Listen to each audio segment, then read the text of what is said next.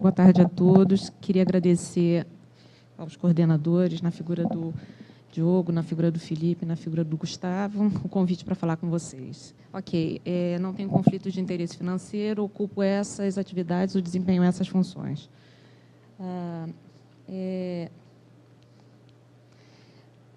Como é a primeira apresentação, eu fiz questão de fazer uma breve revisão, para que todos nós nos situássemos. A gente sabe que a distribuição de câncer de testículo no mundo ela é desigual.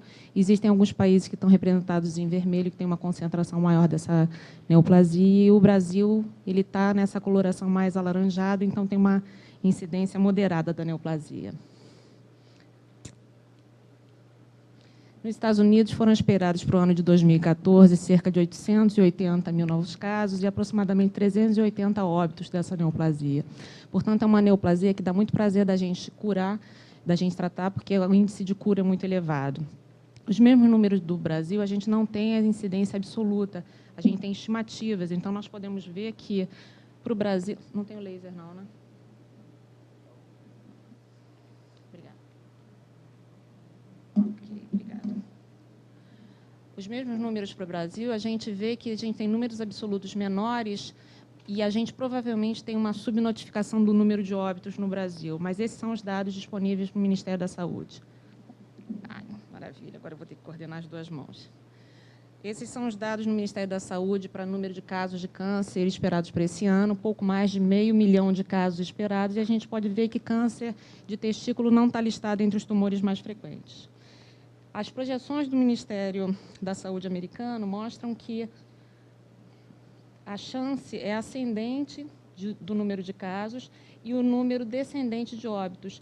E o que é melhor é a probabilidade que a gente tem de sobreviver, que vem crescendo gradativamente ao longo dos anos, até a gente chegar a fantásticos 98% de chance de cura. Poucas neoplasias têm esses resultados no mundo.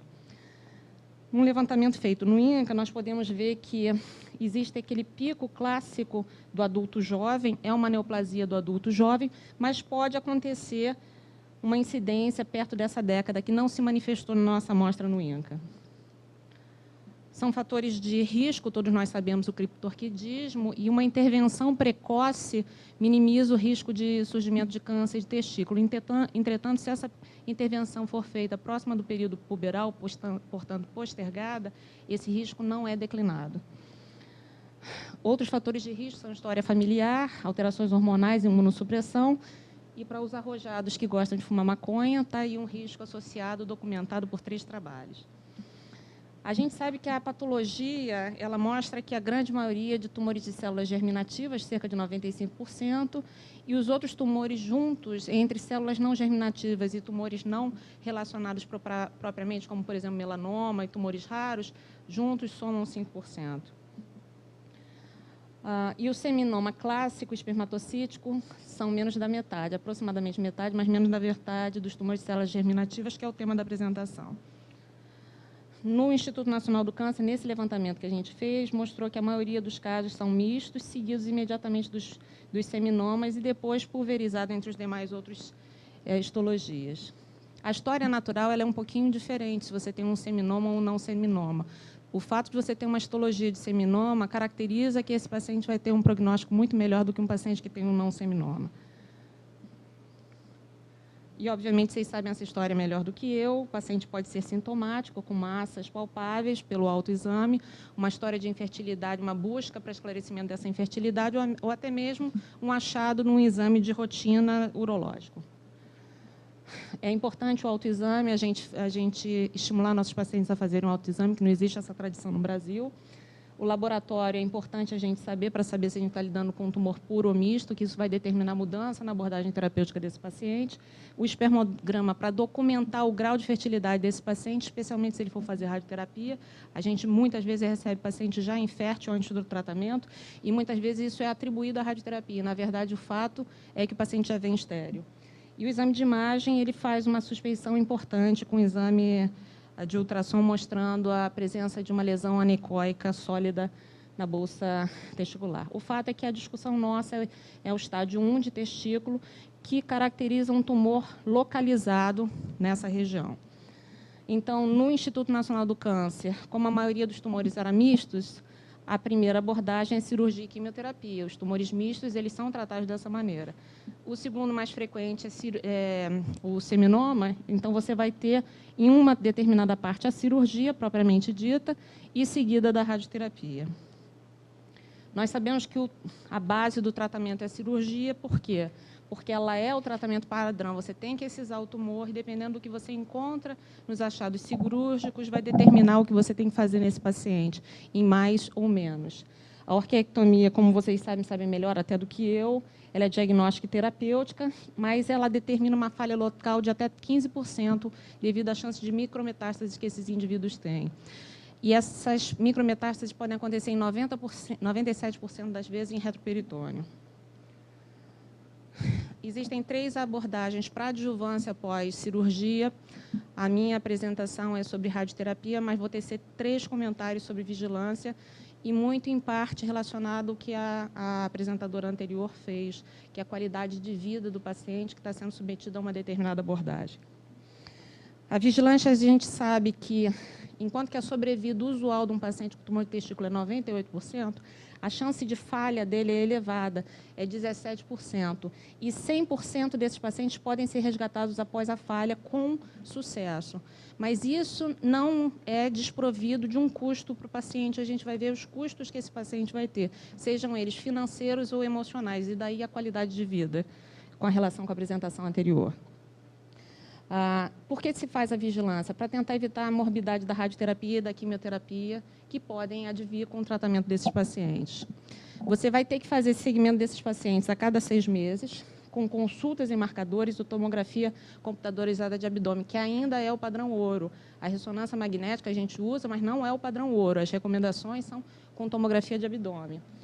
E você tem que avaliar as condições socioeconômicas desse paciente e ser seguido de fazer esses exames. E as condições emocionais que ele tem de não se tornar estressado com esse segmento e dele comparecer no momento adequado. E a gente sabe que a gente tem uma perda de 30% dos nossos pacientes ambulatoriais de SUS.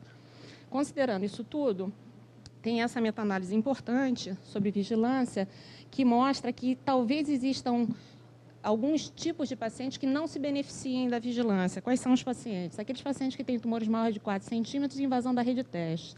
Se ele tiver só um desses 2 parâmetros, a chance de falha local... Desculpa, se ele não tiver nenhum desses 2 parâmetros, a chance de falha local é aquela tradicional, 12%. Se ele tiver um fator de risco, sobe para 16%. Se ele tiver 2 fatores, 32%. Então, se ele tiver 2 fatores, ele não é um bom candidato para vigilância. Esse paciente ele vai ter que ser acompanhado com exames de imagem. Como eu falei para vocês, o padrão ouro no segmento desses pacientes é a tomografia. A tomografia tem radiação ionizante. Então, toda a preocupação que vocês têm com o meu tratamento, que é radioterapia, que administra radiação ionizante, vocês devem ter também com o segmento que vocês fazem nos seus pacientes. Então, esses pacientes têm uma chance de até 2,5% em 18 anos de surgimento de segundos primários. E esses segundos primários mais frequentes são tumor de colo e pulmão. O risco de desenvolver esse tumor secundário é 15 vezes maior do que ele fazer um tratamento com radioterapia. Então, se vocês estão fazendo a vigilância com receio de que ele não tenha um desenvolvimento de segundo primário, reconsiderem a sua avaliação. Aí a gente fez um exercício interessante no Instituto do Câncer. Nós fizemos o custo do menor tratamento, que é o tratamento com menor dose diária, em um tempo mais curto, de quanto daria para a gente fazer radioterapia. Então, esse seria o custo. E quanto daria para a gente fazer uma tomografia com a frequência que é recomendada. Esse é o custo. E, ao mesmo tempo, já pensando na ressonância... Descolou aqui, viu? Ao mesmo tempo, considerando que a ressonância magnética pode ser uma alternativa no tratamento, a gente viu também o custo que poderia ter da vigilância com a abordagem da ressonância e o custo com o pior tratamento de radioterapia, que seria o tratamento mais longo com mais dose. Em ambas as situações, esse custo é menor. E isso foi acessado também por uma meta-análise que confirmou, surpreendentemente, que o tratamento da vigilância, ou seja, não fazer tratamento, é mais caro do que você fazer qualquer tratamento. E o tratamento mais barato é a radioterapia. Mas isso daqui que é o mais importante. na minha opinião. Eu me preocupo, eu acho que a gente não tem que medir o valor da vida do indivíduo em custo financeiro, a gente tem que medir em chance desse paciente falhar ao tratamento. E é justamente o que esse estudo mostra. A chance de falha local é 14% com a vigilância, 4% com a quimioterapia e 0,8% com a radioterapia.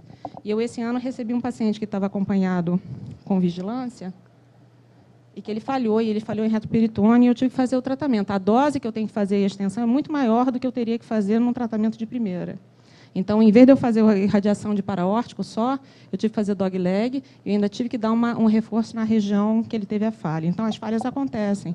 Esse paciente, ele deixou de fazer, ele vinha de 6 em 6 meses, ele deixou de fazer, em vez de fazer 6 meses, fez em 8 meses, que ele viajou, ele tinha se casado, e falhou. Bom, então vamos especificamente à radioterapia. A radioterapia utiliza um fóton, que é um pacotinho de energia, promove a radiólise da água, e essa radical livre vai atacar a molécula do DNA, promovendo a quebra dupla da molécula, impedindo que o tumor se duplique. Dependendo de onde está a fonte que emite a radiação, se ela está distante do paciente ou se ela está em íntimo contato com o paciente, a gente chama isso de radioterapia externa ou de braquiterapia. Não existe braquiterapia para tumores de testículo, existe para tumores de pênis, que é uma apresentação que eu vou fazer um pouco mais adiante hoje. Clica para mim, por favor, aqui nesse vídeo. Os campos tradicionais... Aqui, desse lado aqui. Ops.